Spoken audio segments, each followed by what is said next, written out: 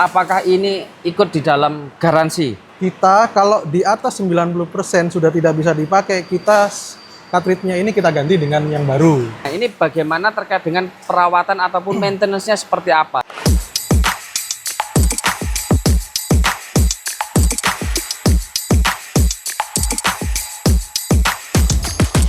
Oke, kembali lagi di kanal YouTube ataupun sosial media dari CV Wijaya Arya Abadi. Masih bersama dengan Mas Chandra. Baik, Mas. Spesialis untuk Inkjet print, Mas. Inject print. Betul, inkjet print. Biasanya kalau teman-teman apa itu nyebutnya itu seperti itu. Oke. Ya. Nah, ini kita ada topik atau pertanyaan ini, Mas Chandra, terkait dengan bagaimana perawatannya. Oh, perawatannya. Yang mana dulu nih, Mas? Antara dua unit yang tadi Mas Chandra sampaikan. Oh, baik. Ada TIJ, ada SIG. Betul, Oke. CIG. Nah, CIG ini perawatannya seperti apa? Dan nominalnya harga unitnya tadi berapa, Mas? Kisaran 60, Mas, 60. kalau untuk saat ini loh ya. Ya, tergantung kurs ya. Betul. Kalau yang TIG kisaran 15 juta. dan 16, ya. Tergantung kurs. Betul. Nah, ini bagaimana terkait dengan perawatan ataupun maintenance-nya seperti apa yang membedakan? Oke, baik. Monggo, Yang Mas pertama Chandra. saya bahas yang CIG dulu ya, Mas. Oke. CIG itu kan ada dua komponen ya, Mas ya. Ya.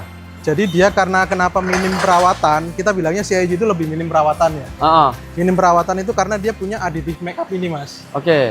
Additive makeup ini yang mensirkulasi ketika dia berhenti, nggak bekerja, CIG-nya mati, dia itu tetap mensirkulasi si aliran tinta itu supaya nggak buntu, Mas. Oke. Gitu. Tetapi dia juga tetap ada maintenance berkala, entah mungkin selama 1 minggu atau 2 minggu ya, biasanya tergantung juga sama kondisi di lapangan.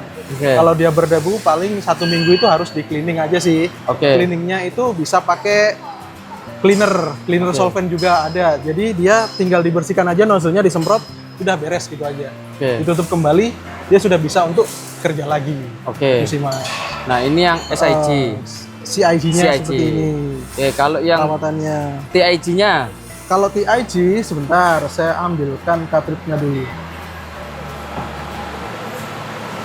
Kalau TIG gini, karena dia itu sistemnya cartridge, dia lebih simple. Dia itu sebenarnya nggak bisa berhenti ngeprint itu lama, Mas. Lama itu waktunya berapa menit atau berapa detik? Lama itu bisa dikatakan lama karena kan dia solvent base, tidak ada sirkulasi di mesinnya. Oke.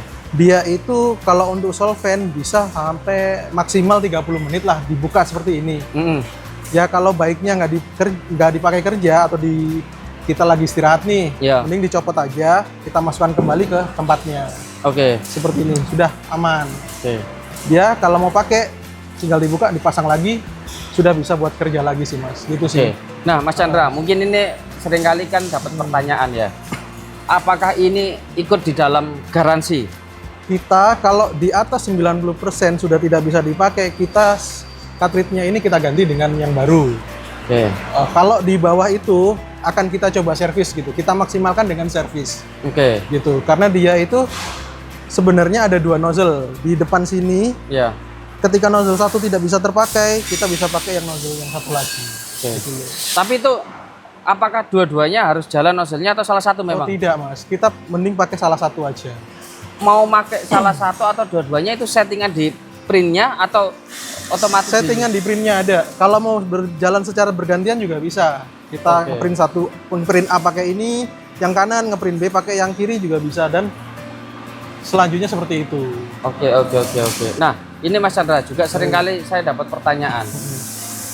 Baik produk ini ataupun SIG ataupun TIG. Pertanyaannya seperti ini. Kalau saya pakai ini ataupun TIG ataupun SIG, ini kapasitasnya mampu berapa batang? Kalau misalnya Gitu. produknya kanal C atau reng dari satu tinta itu, atau misalnya spandek, ini saya dapatnya misalnya cetakannya 1 meter, dapatnya berapa lembar? Nah, itu apakah bisa kita kalkulasi di awal atau banyak hal yang mempengaruhi faktor? Nah, Baik. mungkin dibantu dijawab Mas Chandra. Oke, kalau untuk TIG itu ada kalkulasinya itu di mesin, Mas. Oke. Tergantung besar, tinggi font yang akan dicetak itu tadi, sama ketebalan, Ketebalan. tingkat ketebalannya. Gitu Oke. sama banyaknya juga, atau mungkin bapak-bapak, ibu-ibu yang di rumah mau ngeprint sepanjang kanal gitu, Ya, 6 meter. itu juga bisa 6 meter, pastinya juga lebih boros kan gitu. Oke. Atau cukup hanya spesifikasi kanalnya aja gitu, itu lebih irit gitu sih. Oke. Bisa. Nanti untuk ininya kita kasih datanya by ini aja ya. Ada kolom data sih Mas, kita Ya. lebih jelas lagi ya nanti ya. Oke. Mungkin bisa dimasukkan di kanal YouTube-nya sampean gitu. Oke. Oke. Nah, Mas Chandra, ini anggaplah misalnya kita ngomong asumsi 100% dengan font tertentu, ketebalan tertentu, dia tertera cetaknya mampu misal 800 batang.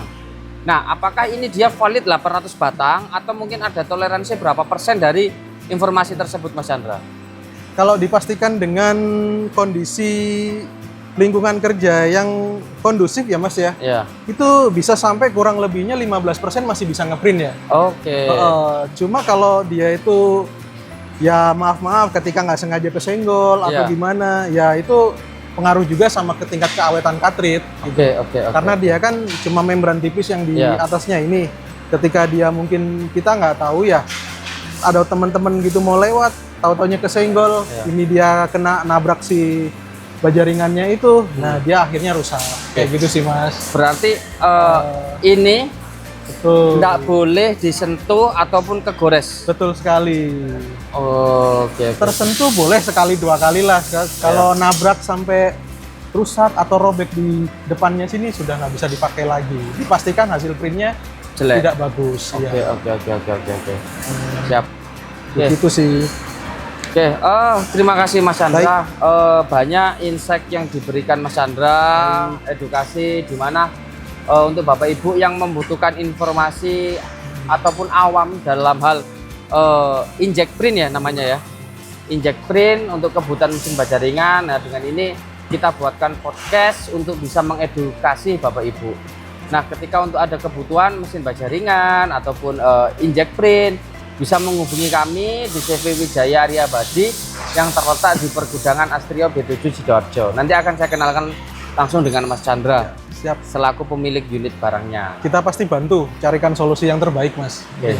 Terima kasih Mas Chandra, Bapak Ibu. Saya akhiri. Selamat siang.